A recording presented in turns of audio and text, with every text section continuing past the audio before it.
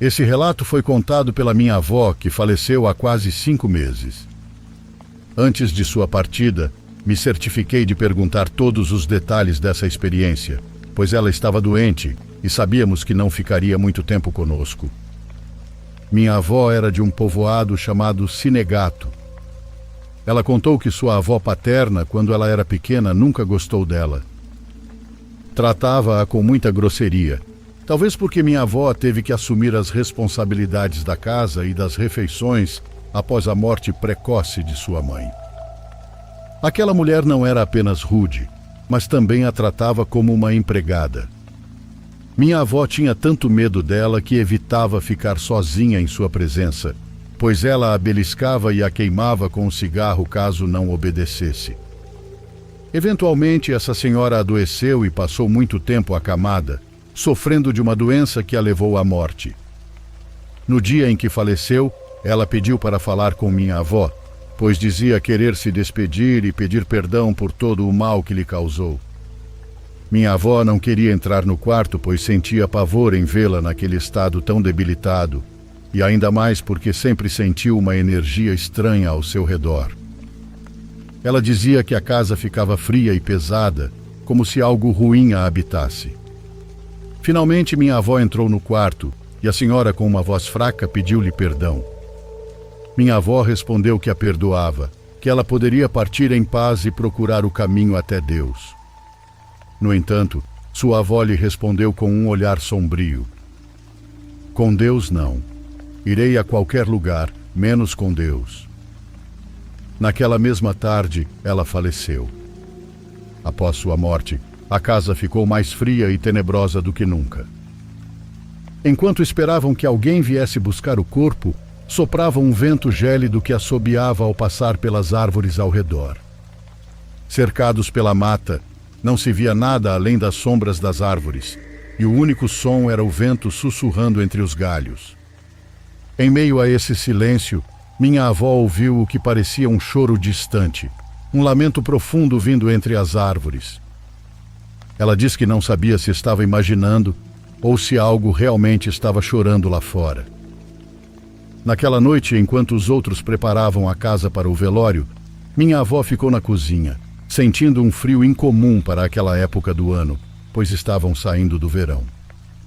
Na manhã seguinte, enquanto velavam o corpo, minha avó e seus primos brincavam no quintal. Havia um velho pé de manga onde sua avó costumava se sentar em vida, e eles decidiram brincar de esconde-esconde perto dele. Em certo momento, minha avó e um dos primos correram em direção ao pé de manga para se esconder. Ao chegar lá, de repente pararam subitamente. Ela não conseguia se mover e suas pernas tremiam. Sentada sob a árvore estava sua avó, a mesma mulher que estavam velando dentro de casa. Ela dizia que a olhava fixamente com os olhos escuros e vazios, sem um traço de vida. Minha avó sentiu um terror que nem ela conseguia explicar em vida, pois estava vendo algo que não pertencia a este mundo. Seu primo também a viu, e os dois saíram correndo com o coração disparado. Eles sabiam que não era possível, que a mulher que estavam velando não deveria estar ali, pois já estava morta. Enquanto os adultos lá dentro rezavam pela alma da falecida, minha avó ouvia as palavras que, embora falassem de Deus e da Virgem, soavam assustadoras no silêncio da mata. "Rogai por ela e por nós, pecadores." Parecia flutuar entre as árvores e o vento, criando um ambiente sombrio que, mesmo ao contar essa história, ainda lhe causava arrepios. Eles correram de volta para casa, e minha avó entrou imediatamente no quarto onde estavam velando minha bisavó. Todos a olharam estranhamente pelo modo como entrou, mas ela só queria confirmar que o cadáver ainda estava lá, no caixão. Quando se aproximou e a viu, sentiu o coração parar. Ela tinha certeza de que a vira lá fora, sentada no pé de manga. No dia seguinte, levaram sua avó ao cemitério do povoado. A cerimônia transcorreu como deveria ser. Fizeram a missa e o enterro e colocaram um rosário entre suas mãos, cuidadosamente cruzadas sobre o peito. No entanto, no dia seguinte, alguém chegou com a notícia de que o corpo havia sido desenterrado, que o túmulo havia sido violado. O pai da minha avó foi imediatamente ao local e, para seu espanto, encontrou o caixão de um lado e o corpo do outro, com os braços estendidos, e o rosário que deveria estar em suas mãos estava dentro do caixão. A recolocaram, repetiram o enterro, e vocês não vão acreditar, mas na manhã seguinte, a senhora estava novamente desenterrada. Pensaram que talvez fosse uma brincadeira de mau gosto, um completo ato de vandalismo. Então decidiram colocar vigias no cemitério. Mais uma vez a acomodaram no caixão, amarraram suas mãos e colocaram o rosário entre os dedos. Mas na manhã seguinte, o corpo estava novamente do lado de fora, na mesma posição, com os braços estendidos e desta vez exalando um odor de decomposição impossível de ignorar. A situação não podia continuar assim. O corpo estava liberando líquido e o pároco sugeriu que talvez a senhora rejeitasse a terra sagrada. Com grande pesar, a família tomou a decisão de retirá-la do cemitério e enterrá-la fora do terreno sagrado. Somente após esse último enterro, longe daquele cemitério, o corpo finalmente permaneceu em paz. Ninguém da família sabe o que aconteceu com seus restos exumados, pois embora minha avó tivesse-a perdoado, ainda se via uma certa mágoa. Sei que este relato pode parecer simples, mas minha avó sempre garantiu que tudo isso foi real e que o medo que sentiu naquele momento foi profundo, pois não é normal que um corpo tenha sido desenterrado tantas vezes. Essa é apenas uma das muitas histórias que minha avó me contou. Espero mais adiante compartilhar outras com vocês.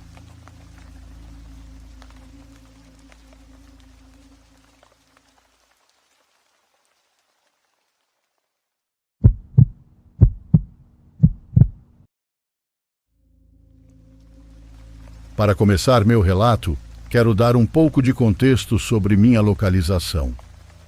Sou do Chile, especificamente da divisa entre a 7ª e a 8ª região, perto de um vilarejo chamado Parral.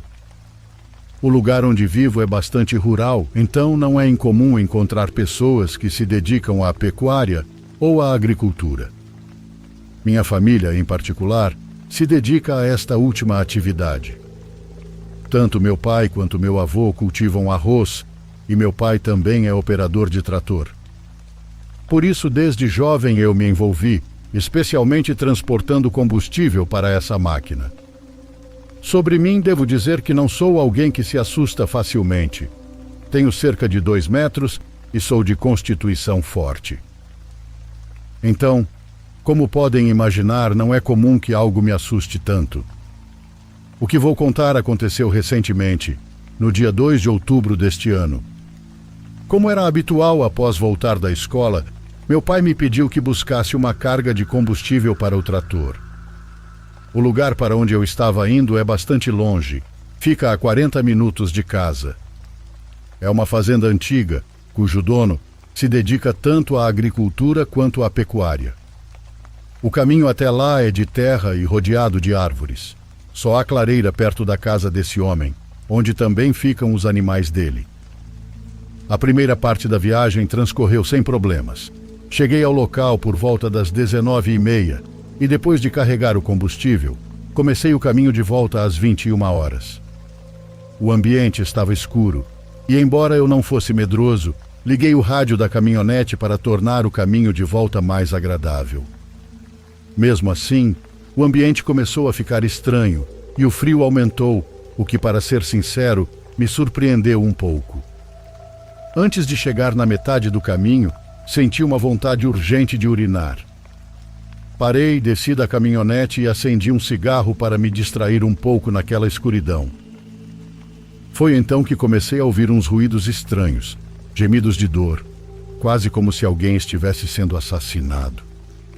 Me assustei e peguei um pedaço de madeira para me defender, caso houvesse alguém perigoso por perto. Em seguida, me aproximei com cautela do lugar de onde vinham os sons, escondendo-me entre as árvores, e pouco a pouco, à luz do luar, comecei a enxergar uma figura se contorcendo no chão. Quando estava a uns 6 metros, Percebi que era uma cabra, mas não uma cabra comum. Só posso descrevê-la assim pelo formato da cabeça, mas o corpo era estranho, muito longo e grande em comparação com as outras cabras que já havia visto. Aquela coisa me deixou paralisado por alguns segundos, até que reagi e quis sair correndo. Sem me virar, ouvi uma voz grave vinda daquela coisa me dizendo: "Aonde você vai? Daqui você não sai." Me virei somente para ver como aquela coisa se levantava nas patas traseiras e, sem mais nem menos, se lançou contra mim. Instintivamente, dei uma pancada no ar com um pedaço de pau que eu levava, que por sorte acertou a cabeça dela e a fez bater contra uma árvore. Aquela coisa ficou atordoada e eu aproveitei para correr o mais rápido que pude em direção à caminhonete. Enquanto corria, podia ouvir sua voz, como se fosse várias pessoas juntas. Quando finalmente cheguei à caminhonete, comecei a dirigir o mais rápido possível. Aquela coisa me seguia em alta velocidade e, por causa do pânico, quase me acidentei várias vezes, mas o que eu mais queria era sair daquele lugar amaldiçoado, não importava como. Quando finalmente cheguei a um caminho mais aberto, olhei e, graças a Deus, aquela coisa já tinha desaparecido. Com o coração batendo a 1000 por hora, liguei para o meu pai para avisá-lo que, quando ele voltasse, trancasse bem a cabine do trator e não saísse dela por motivo algum. Claro que ele me perguntou por quê, mas apenas disse que tinha visto uma pessoa que talvez pudesse atacá-lo. Ao chegar em casa, minha mãe me olhou com uma expressão apavorada, pois, segundo ela, eu estava muito pálido e parecia muito mal. Ela me perguntou o que tinha acontecido e eu contei, embora ela não tenha acreditado muito. De qualquer forma, não importa, pois eu sei o que vi e sei que tive muita sorte de sair ileso daquele encontro, pois poderia ter terminado muito mal. É uma experiência que jamais quero repetir.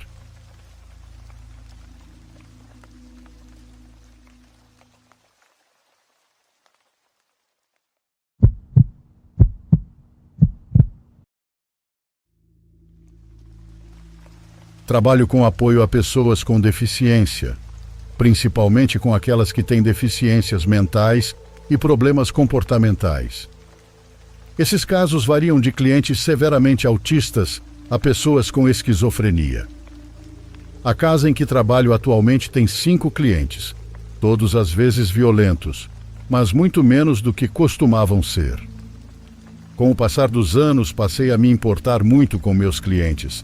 Então, quando meu chefe me ligou uma noite perguntando se eu poderia cobrir o turno noturno, me senti na obrigação e disse sim. Era por volta das 19 horas quando cheguei, o que significava que a maioria dos clientes já tinha ido para a cama. Durante a próxima hora, enquanto trabalhávamos, meu chefe explicou o que havia acontecido mais cedo com a funcionária que deveria fazer o turno da noite. Aparentemente, enquanto ajudava um dos clientes mais velhos a usar o banheiro, ela escorregou no chão molhado e bateu com o ombro na parede. Meu chefe achou isso estranho, pois o chão estava seco quando ele foi verificar a funcionária caída. O mais estranho ainda é que meu chefe disse que ela estava desesperada para sair da casa, repetindo que não iria ficar ali. Perguntei quão grave era a lesão no ombro dela, e meu chefe respondeu que ninguém sabia ainda. A funcionária ainda estava no hospital, esperando por exames de raio-x.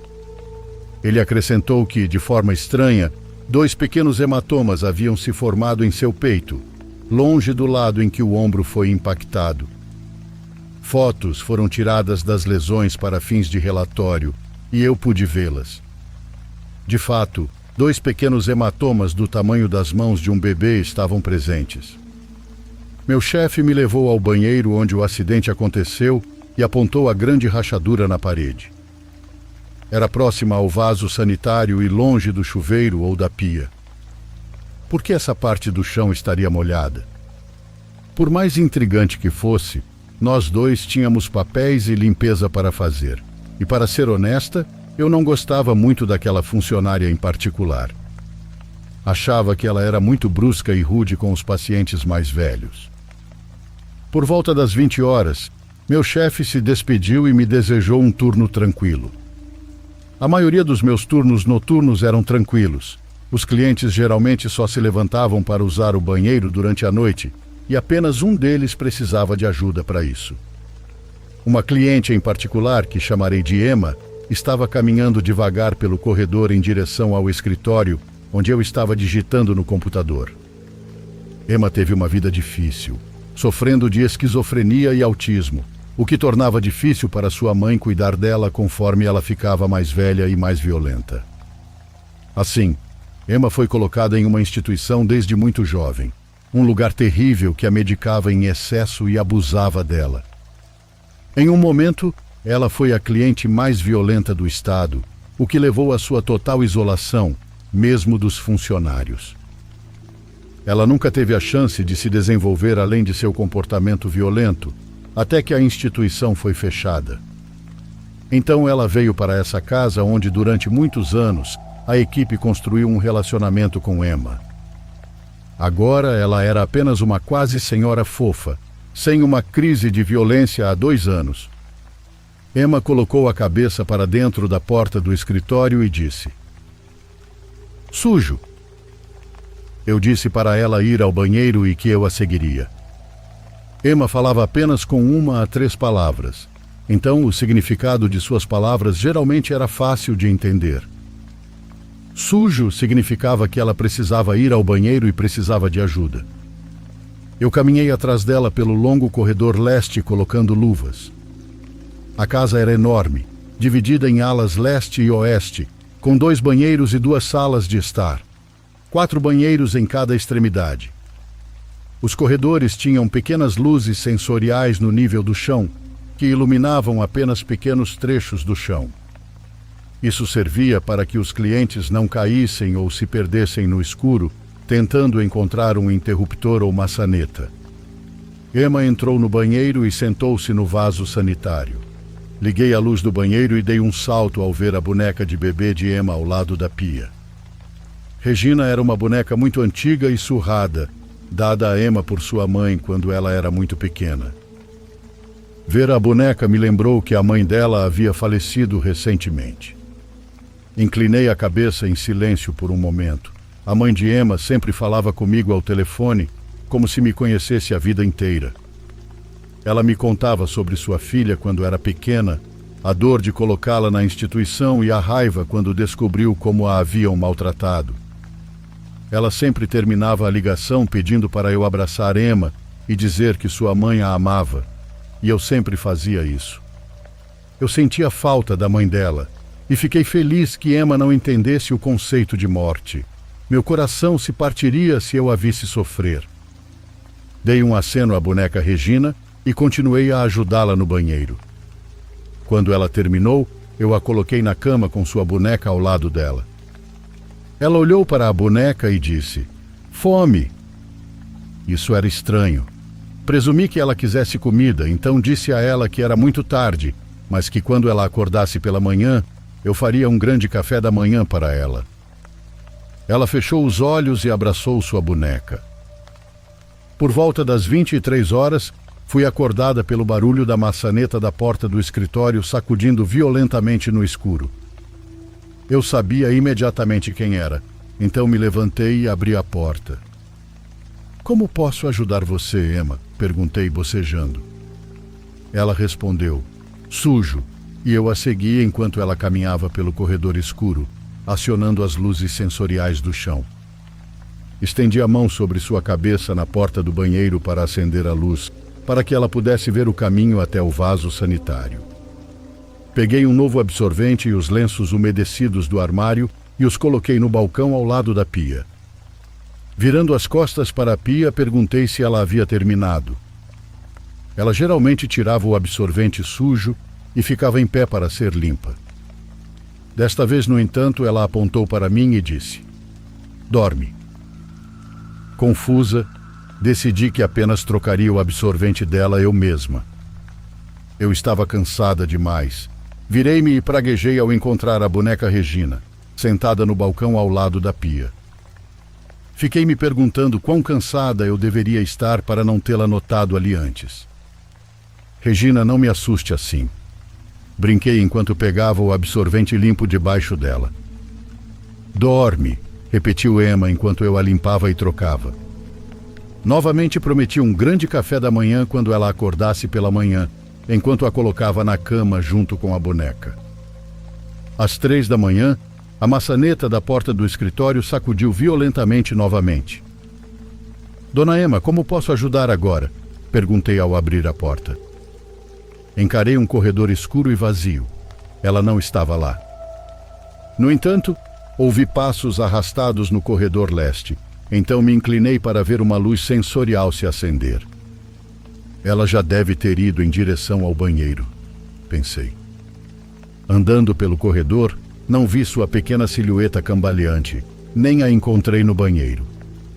Achei melhor verificar seu quarto só para ter certeza.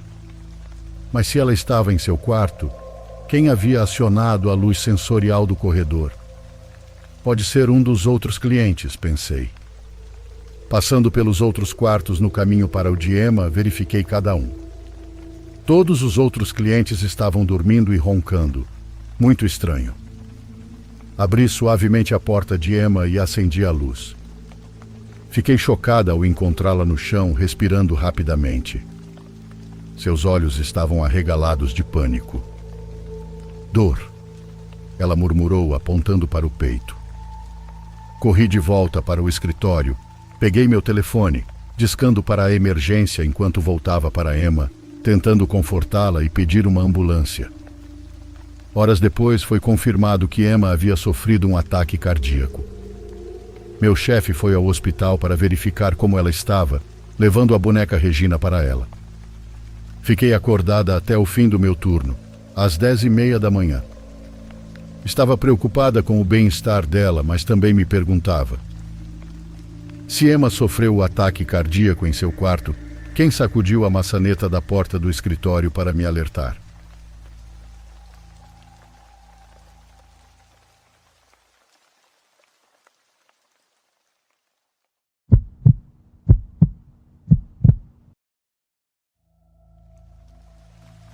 Sem entrar em muitos detalhes, há algum tempo decidi fazer 2 cursos de capacitação junto com um antigo colega de escola.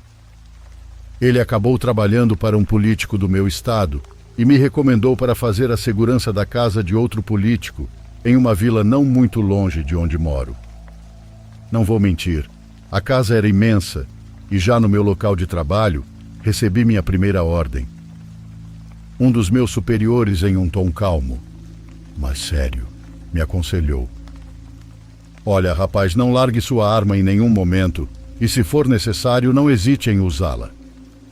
No início, pensei que ele se referia a uma possível agressão ou outro tipo de perigo, embora, se eu soubesse o que estava por vir, não teria aceitado o emprego.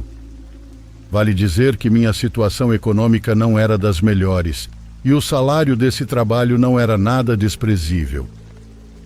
Ele me permitiu cobrir vários meses de matrícula na universidade, então acabei ficando nesse emprego por cerca de 8 meses. Após o primeiro mês, eu já tinha me adaptado ao ambiente de trabalho. Meu papel incluía acompanhar meu chefe e sua família em deslocamentos, afastar curiosos que tentavam entrar na propriedade e, em geral, vigiar os arredores. Com o tempo, memorizei a vila e suas ruas, algo muito útil nesse trabalho. Permitam-me listar o equipamento que carregava no dia daquele acontecimento.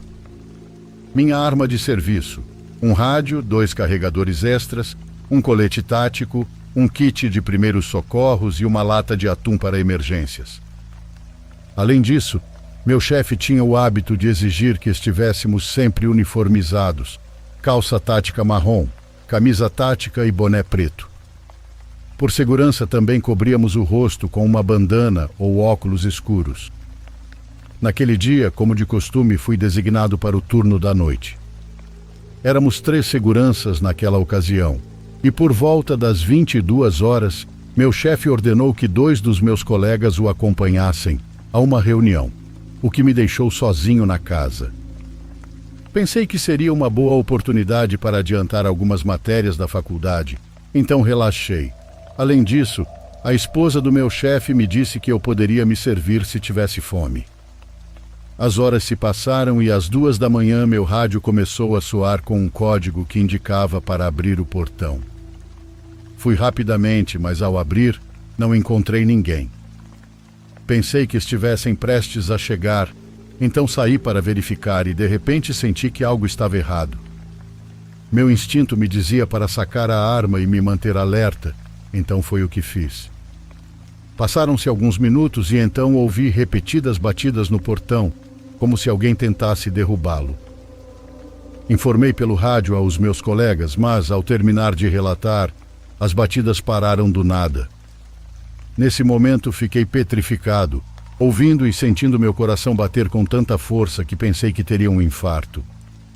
Tentei me acalmar e lentamente inspecionei o portão. Não havia nenhum dano aparente, mas encontrei algo que me deixou intrigado e um pouco assustado. Havia um líquido marrom que me fez se afastar imediatamente por conta do cheiro. Quando me preparava para voltar a casa, avistei à distância algo no jardim.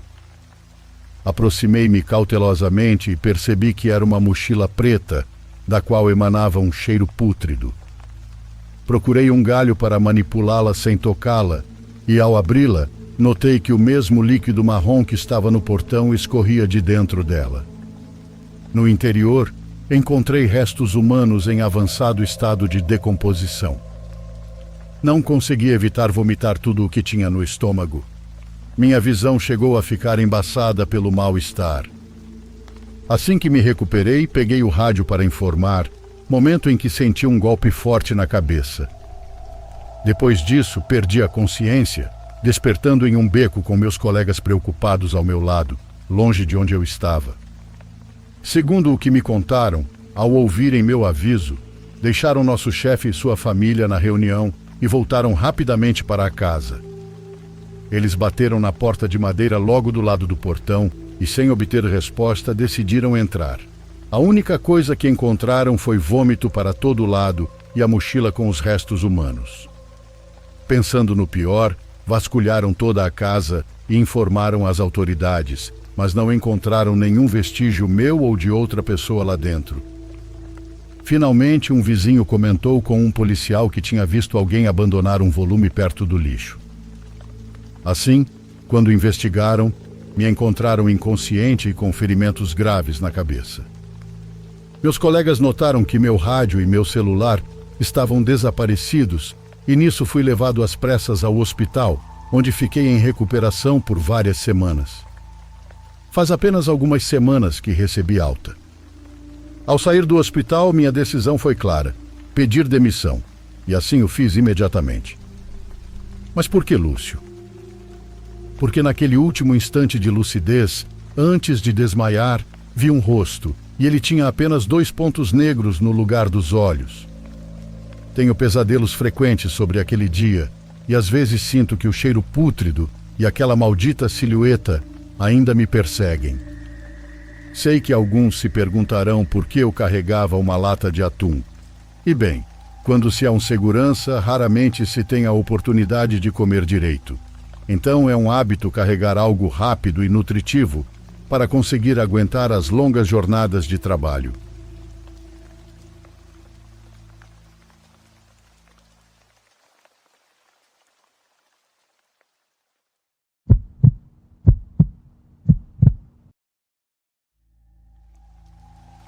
Não sei se minha história é paranormal, um erro no tempo ou uma falha em nossas ferramentas tecnológicas. Não sei. Bom, naquela noite minha irmã tinha saído com o namorado. Era sexta-feira, mas eu fiquei em casa porque tinha trabalhos muito importantes para entregar na escola durante a semana seguinte e estava atrasada. Vocês sabem como é difícil estudar e trabalhar ao mesmo tempo. Eu estava na sala, mexendo no computador, enquanto minha mãe assistia à televisão.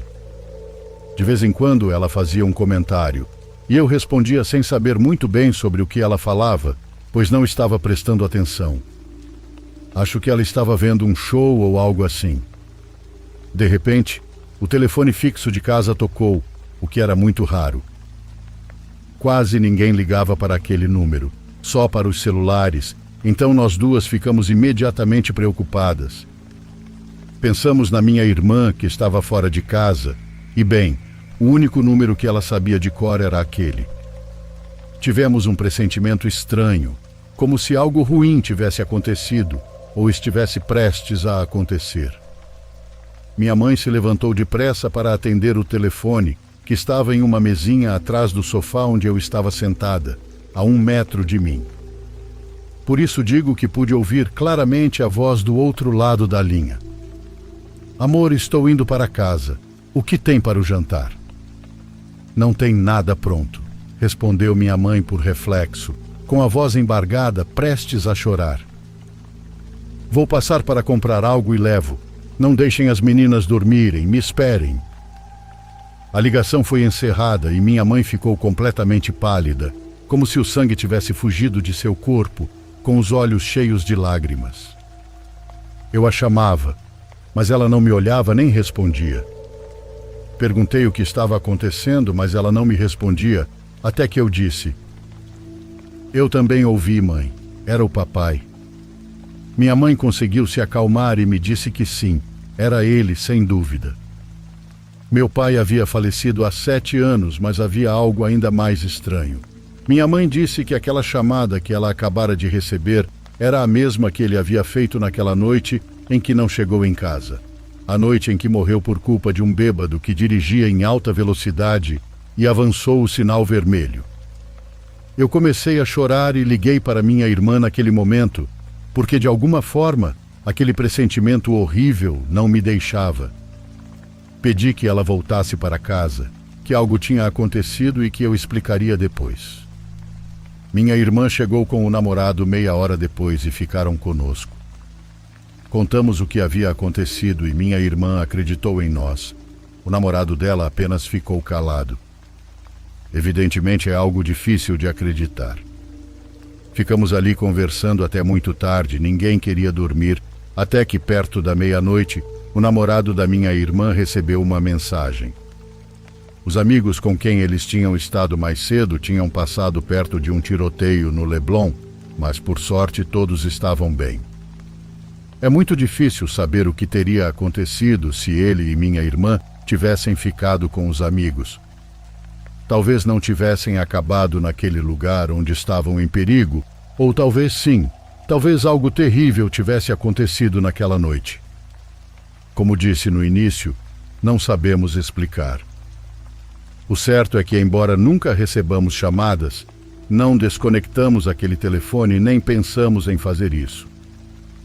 Inclusive, acabamos de trocá-lo por um novo, porque quem sabe, talvez isso aconteça novamente.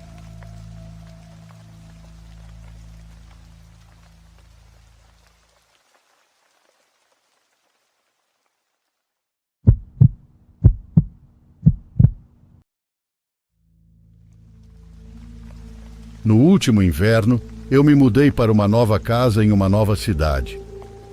Eu só tinha visitado a cidade uma vez para uma entrevista de emprego e assim que consegui o trabalho, praticamente tive que me mudar para lá. Era um grande avanço na minha carreira, então eu estava realmente empolgada para que tudo desse certo. Como a cidade ficava no meio do nada, o processo de mudança não foi o ideal. Tive que encontrar uma casa para alugar pela internet e resolver tudo desse jeito. Sei que não é o melhor método, mas achei que estaria tudo bem, já que eu alugaria só por 1 ano e poderia procurar outro lugar depois. No dia 1 de dezembro, coloquei todas as minhas coisas no caminhão e fui dirigindo até lá. Só parei para abastecer, mas mesmo assim, só cheguei na cidade às 9 da noite. Como eu disse, eu tinha estado lá antes para a entrevista, mas nunca tinha visto a cidade à noite. A visão era meio assustadora, com os postes de luz bem fracos e a maioria das lojas fechadas e sem luz. Eu não estava acostumada com cidades pequenas, então aquilo era muito diferente para mim. Não havia sequer uma alma na rua. Parecia até que eu estava dirigindo por uma cidade fantasma. Depois de mais 5 minutos, entrei no bairro e parei em frente à minha nova casa. Era muito pequena e ficava ao lado de outras casas semelhantes. Estacionei na entrada, peguei meu colchão inflável e entrei. Tinha vendido basicamente tudo antes de me mudar, planejando comprar coisas novas depois de me instalar, então sabia que ia ficar com a casa vazia por um tempo. Por dentro, a casa era mais ou menos o que eu esperava, antiga e mal acabada. O chão de madeira rangia a cada passo e o lugar tinha um cheiro podre de mofo. O layout era simples, um único andar com cozinha e sala de estar e um corredor que levava aos 2 quartos. Depois de dar uma olhada rápida, apaguei as luzes e fui para o quarto principal, jogando o colchão inflável no chão e ligando a bomba para enchê-lo. Sentei-me no chão, cansada da longa viagem e do estresse da mudança.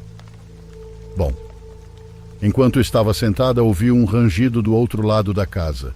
Foi só um pequeno rangido, mas era muito distinto, exatamente como o som de uma das tábuas do chão. Minha primeira ideia foi que talvez fosse um guaxinim ou algo assim, que tinha se abrigado na casa vazia. Então me levantei e fui pelo corredor em direção à sala de estar. Nem me preocupei em acender as luzes. Apenas olhei ao redor e vi que a sala estava tão vazia quanto antes. Não havia sinais de nada. Achei que era só a minha cabeça, talvez por estar cansada e com cólica. Afinal, essa era uma casa nova para mim, então eu não estava familiarizada com os sons dela. Voltei para o quarto e o colchão já estava cheio, então joguei uma coberta sobre ele e me deitei. Tinha muita coisa para fazer no dia seguinte, então queria descansar o máximo possível. Apesar da dor e da situação não tão confortável, acabei pegando no sono logo depois de me deitar. Quando acordei, lembro-me de abrir os olhos e ver uma escuridão absoluta. Parecia que ainda estava com os olhos fechados, de tão escuro que estava. Sabia que era madrugada, então fechei os olhos de novo, tentando voltar a dormir, quando ouvi um som bem à minha frente. Era um dos rangidos do chão. Meus olhos se abriram imediatamente e eu me sentei. Olhei para onde tinha ouvido o som, mas ainda assim não consegui ver nada. Fiquei imóvel. Estava tão silencioso que eu conseguia ouvir meu próprio coração batendo, enquanto uma sensação muito ruim preenchia meu peito. Então houve outro rangido, mais para a esquerda de onde tinha vindo o último. Na minha cabeça comecei a entrar em pânico. Parte de mim nem acreditava que isso era real, como se eu ainda estivesse meio adormecida. Antes que eu conseguisse afastar essa sensação, houve 4 rangidos consecutivos, cada um soando mais ao fundo do quarto. Então, em um momento, senti como se pudesse ver a silhueta de alguma coisa, antes da porta do quarto se abrir de repente. A luz da lua iluminando o corredor revelou imediatamente um homem que saiu do meu quarto e entrou no corredor. Ouvi seus passos rápidos até o outro lado da casa enquanto me levantava para acender as luzes. A essa altura, a porta da frente estava escancarada. Pelo que pude ver rapidamente, ele parecia ter cerca de 40 anos, com roupas normais e botas. Foi tudo o que consegui identificar. Peguei meu telefone e as chaves, entrei no carro e saí, enquanto ligava para a delegacia local. Pelas informações que passei, eles acharam que poderia ser alguém que estivesse morando na casa, enquanto ela estava desocupada, mas não há como saber ao certo o que estava acontecendo. Se realmente fosse alguém vivendo na casa, isso não explicaria o que ele estava fazendo no meu quarto, me espreitando enquanto eu dormia. Seja como for, felizmente o proprietário me deixou romper o contrato e me mudar para outra casa. Se eu não tivesse acordado naquela noite, não sei o que poderia ter acontecido comigo.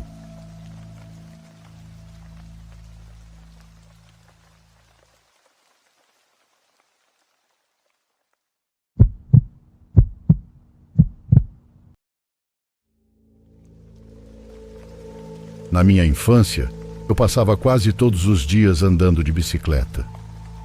Era uma tarde de verão normal quando saí com meu amigo uma vez. Se não me engano, eu tinha 9 anos. Nós pedalávamos pelo bairro, correndo um contra o outro e parando para comer lanches. Depois de algumas horas, meu amigo precisou ir para casa Eu ainda tinha algum tempo, então decidi andar sozinho. Escolhi um caminho que passava por uma área tranquila, onde as árvores alinhavam as ruas e as casas eram espaçadas. No começo parecia calmo, mas logo percebi um Volkswagen branco não muito longe atrás de mim. Inicialmente não pensei muito sobre isso. Carros passavam o tempo todo, e eu imaginei que era só mais um motorista aproveitando a tarde. Mas à medida que eu continuava, percebi que o carro estava me seguindo. Virei à esquerda, depois à direita, tentando despistá-lo, mas o Volkswagen continuava perto. Lembrei-me do que meu pai havia me ensinado sobre segurança e o que fazer se eu me sentisse ameaçado. Forcei mais a bicicleta, tentando me afastar, mas então ele parou ao meu lado e um homem desceu do carro. Ele tinha muito pelo no corpo, num nível anormal, com uma barba grande e roupas que pareciam não ter sido lavadas há dias. Ele cheirava muito mal, mas eu me lembrei de não ser rude, então não cobri o nariz. Ele ficou um pouco distante de mim na calçada, abaixou-se até a minha altura e perguntou se eu estava bem. Eu balancei a cabeça, dizendo que estava bem e que estava só andando de bicicleta, enquanto mantinha meus olhos nele, tentando entender suas intenções. O homem continuou dizendo que era amigo dos meus pais e que eles tinham pedido para ele me encontrar e me levar até a casa da minha avó. Minha avó já era falecida nessa época e eu sabia que ele não era quem dizia ser. Não sei se eu teria acreditado nele de qualquer forma naquela idade, porque eu não achava que meus pais poderiam ser amigos de alguém que cheirava tão mal. O chamei de mentiroso e comecei a pedalar novamente o mais rápido que pude.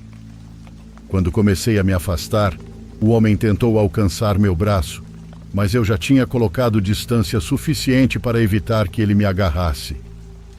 Pedalei direto para casa, sem olhar para trás para ver se o carro ainda estava me seguindo ou não.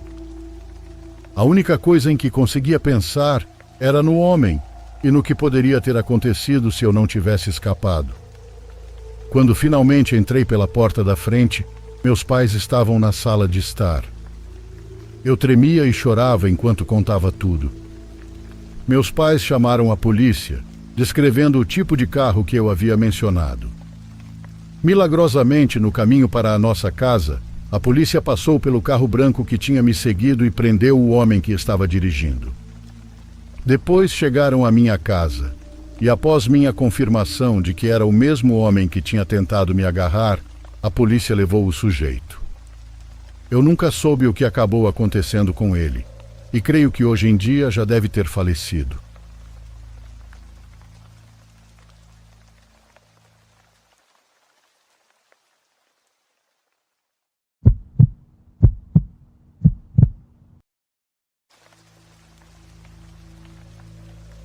Quero contar minha história, que, embora não seja de fantasmas, é a coisa mais aterrorizante que já vivi até agora. Ainda tenho pesadelos com o que me aconteceu, e se me animo a contar, é porque já não vivo mais em nosso país. Mudei-me para outro país latino por questões de trabalho. Isso aconteceu em 2014. Eu tinha 23 anos quando um tio me ofereceu um trabalho como recepcionista em um motel de estrada. Esse lugar era dele e de mais 2 sócios. Recentemente, o último recepcionista da noite havia acabado de se demitir e ele precisava encontrar alguém com urgência. Então pensou em mim, já que eu na época não estava estudando e queria encontrar um trabalho que me permitisse economizar para pagar meus estudos. Sem pensar muito, aceitei. O lugar ficava a cerca de 40 minutos da minha cidade. Meu pai me emprestava o carro, então eu não tinha problemas com transporte. Meu turno era à noite, então quase sempre estava muito tranquilo. Era raro quando alguém chegava para alugar um quarto. Quase sempre eram casais que alugavam o quarto por algumas horas e iam embora. Muito raramente ficavam a noite toda. Eu estava trabalhando lá há quase 1 mês quando aconteceu algo horrível que me fez querer desistir. Era uma noite como qualquer outra. Era durante a semana, então havia muito pouco movimento no local. Estava apenas eu e o zelador, que estava prestes a terminar seu trabalho, e ir para casa. Já ia dar 1 da manhã e havia apenas um quarto alugado por um casal que o havia alugado por 3 horas, as quais estavam prestes a terminar. Eu sabia que ficaria sozinho, mas já estava me acostumando. O que eu fazia era colocar meus fones de ouvido e assistir a uma série para me distrair e fazer a noite passar rápido. Até aquela noite, nada de ruim havia acontecido no meu turno. De repente, o homem que havia alugado o quarto entrou para entregar a chave, pois já estava indo embora junto com sua parceira. Eu recebi a chave e disse boa noite, como sempre fazia com todos os clientes. O homem saiu da recepção e não o vi mais. Coloquei meus fones de ouvido novamente e continuei assistindo a série no meu celular. Passaram-se uns 30 minutos desde que aquele homem entregou a chave, quando de repente vejo que outro senhor entrou na recepção. Era um homem muito alto, de compleição robusta. Tinha o bigode comprido, assim como a barba. Ele estava muito suado, como se tivesse corrido até ali. E para ser honesto, desde que entrou me deixou com um pé atrás, mas até aquele momento não sabia por quê. O homem entrou, mas ficou parado atrás da porta. Não se aproximava do balcão nem dizia nada, apenas me olhava. Boa noite, senhor. Quer alugar um quarto?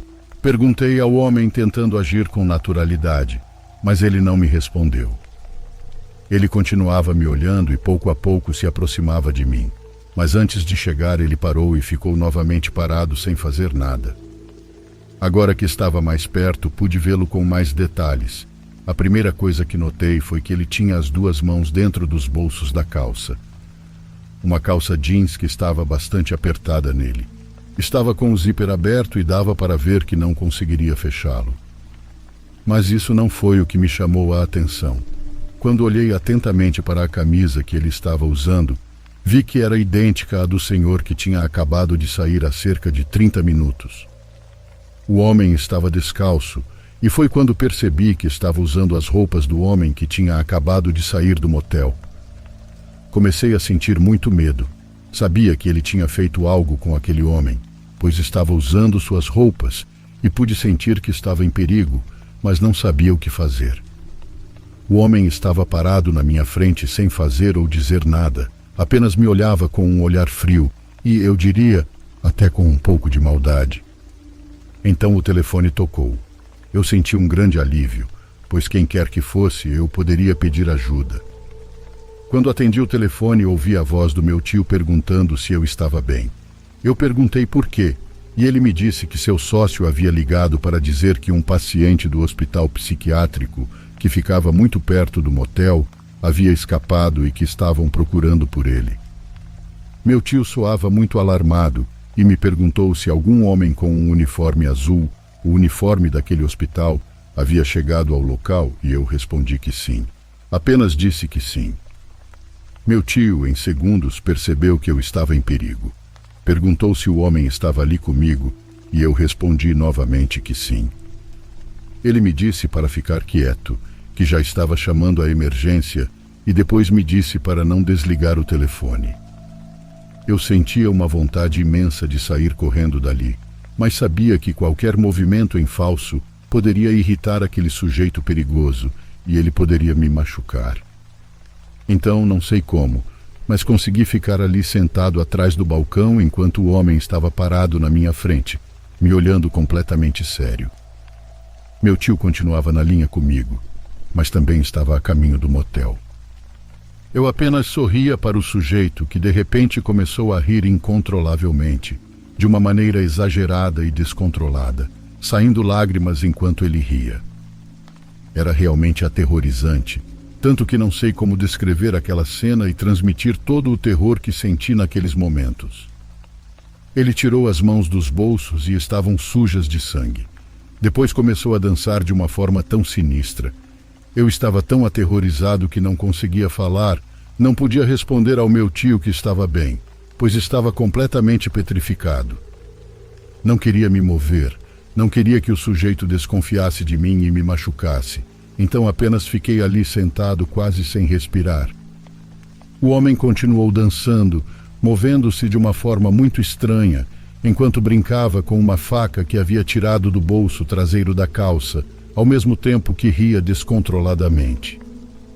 Aquilo parecia uma cena de um filme de terror, até que finalmente vi ao longe as luzes dos carros de polícia, vindo com as sirenes desligadas para não alarmá-lo. Eu consegui vê-los à distância e senti muita paz, mas ao mesmo tempo medo de que o rapaz percebesse e acabasse comigo. Para minha sorte, isso não aconteceu, pois quando menos esperava, 4 policiais entraram, e o homem atacou um deles, ferindo-o na mão com a faca, mas não foi nada grave. Os outros o jogaram no chão e o algemaram e depois o levaram. Finalmente, saí com outro policial que me escoltava, e a primeira coisa que vi ao sair da recepção foram os corpos sem vida do casal que havia alugado o quarto algumas horas antes. Estavam no pavimento com facadas por todo o corpo. É algo que ainda não consegui apagar da minha mente. Se eu soubesse que iria encontrar aquela cena macabra, jamais teria saído da recepção até que cobrisse os corpos, pois é algo que não desejo a ninguém. Imediatamente pedi demissão. Eu precisei de terapia, pois fiquei com sequelas do que vivi, e hoje estou aqui vivo para contar minha história e para lembrar que o mundo está cheio de pessoas más e ninguém está isento de viver algo assim.